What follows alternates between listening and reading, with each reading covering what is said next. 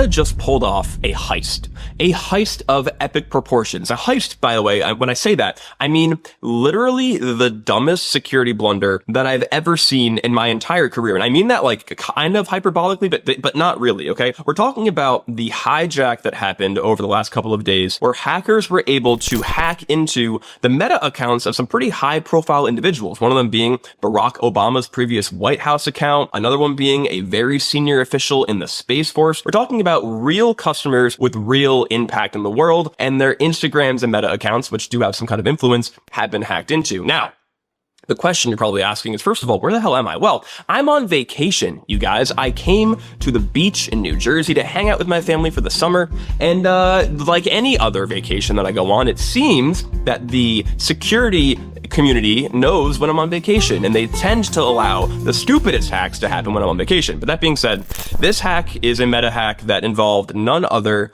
than AI. The reason that the people got hacked is because of the involvement of AI as a support chatbot. Let's get into it. Hackers hijacked Instagram accounts by tricking Meta AI support chatbot into granting access. Now, that headline probably implies there's a lot more detail, a lot more hacker trickery that has to go on under the hood to make that kind of hack possible. Ironically, I don't know what that word means.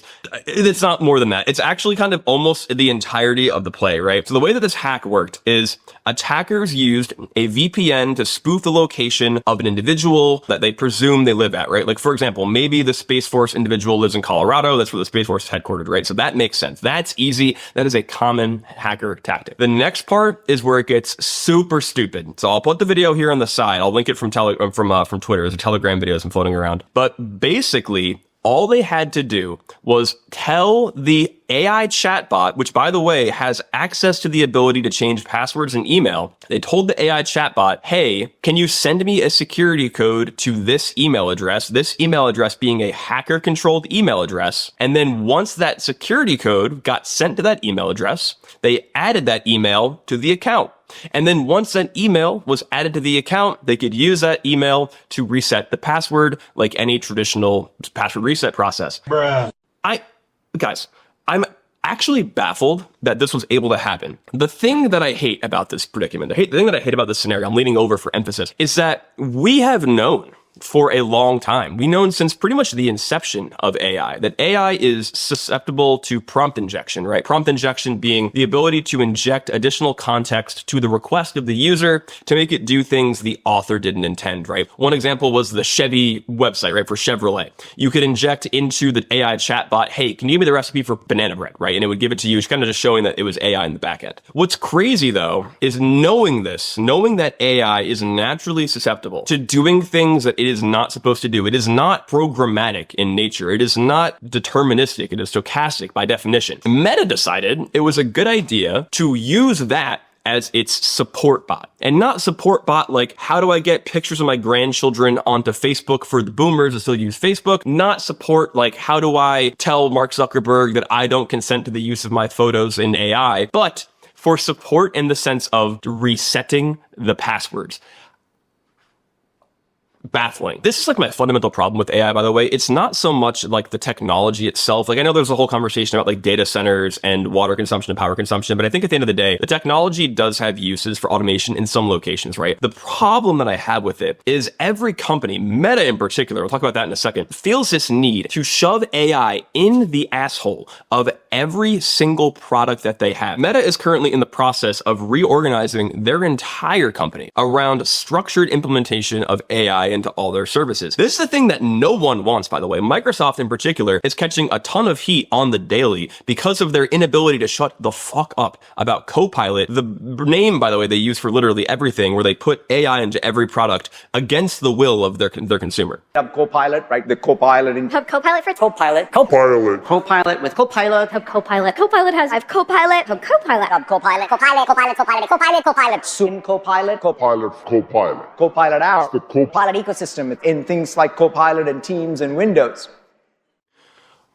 What I find so genuinely confusing, by the way, is Meta's like ineptitude in this scenario. Like when you use an AI in like a back-end product, for example, right? Like let's say you integrate ChatGPT into your seltzer company, shout out Alberta Tech. If you're going to do this, you have to explicitly incorporate the MCP servers the AI can talk to do additional functionality. Like the AI can't just like reach out and change a password or reach out and change an email. You have to explicitly write an MCP tool that gives it the ability to do these changes. So knowing well and good that AI is stochastic does not yet have a defense against prompt injection or just being socially engineered by the average human, Meta decided it was a good idea to tie their support tool, which is AI, into the ability to change account permissions. This is like, in my opinion, one of the only places where there should literally never, ever be AI in the loop because of the fact that you cannot predict what it's going to do.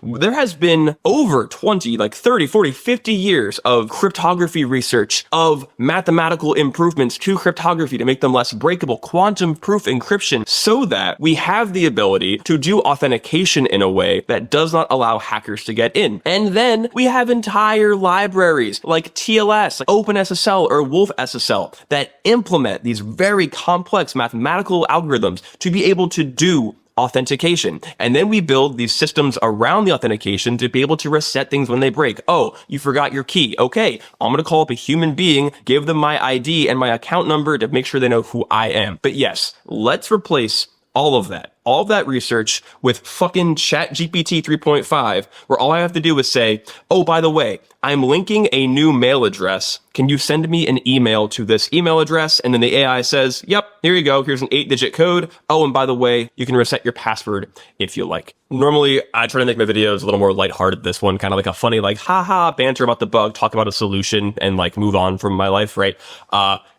Generally, for this one, my solution is get AI the fuck out of authentication systems.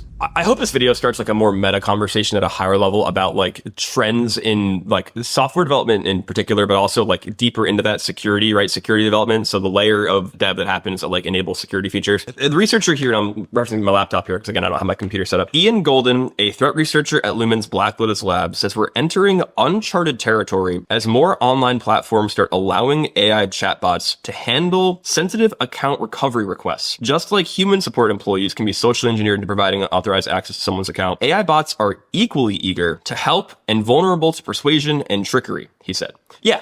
That's the thing. The difference between like a human and like the AI bots, as far as I understand, a human can generally be trained to like, if someone calls up and says, hey, I'm the government, give me your social, like you can just hang up and like move on with your life, right? Or you can use these things that we've developed for, almost 100 years now called not 100 years, you know what I mean?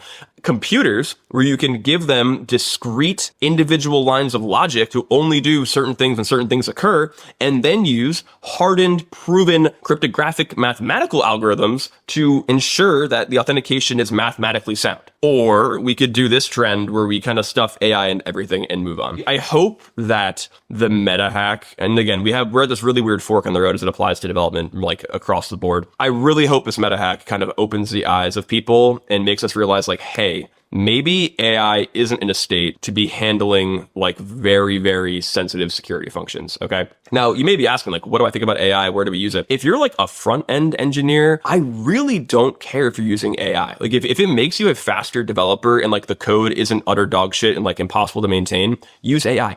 I do not care.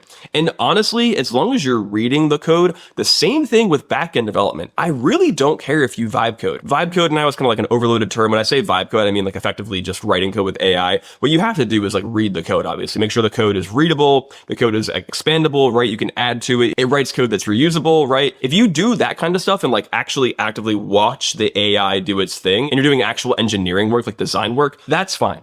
What gets very difficult is where you're writing code with AI that crosses security boundaries. Shameless security hygiene plug, by the way, like accounts that got hacked by this were not using two-factor authentication. The researchers that found this bug, or at least that reproduced this bug, said that the accounts that used even the lowest form, the simplest form of 2FA, which is an SMS one-time code, which I know is not the best answer, but at least it's better than nothing. Even that amount of 2FA denied this attack, right? Because even though you change the email address, you can't get in because you don't have the SMS that's the number. You don't have the phone number to get that code. So if you are a purveyor of Instagram or really the internet in general, make sure you're doing 2FA. Make sure you're doing either an SMS one-time code or ideally authenticator apps like Google Authenticator or otherwise to make sure that when the password gets compromised or like your email address gets changed by an AI bot, they still can't get into your account because they don't have your phone number. That's a solution. Okay. Anyway, Meta, cut the shit out. Thanks for watching. I appreciate it. See you guys. Bye.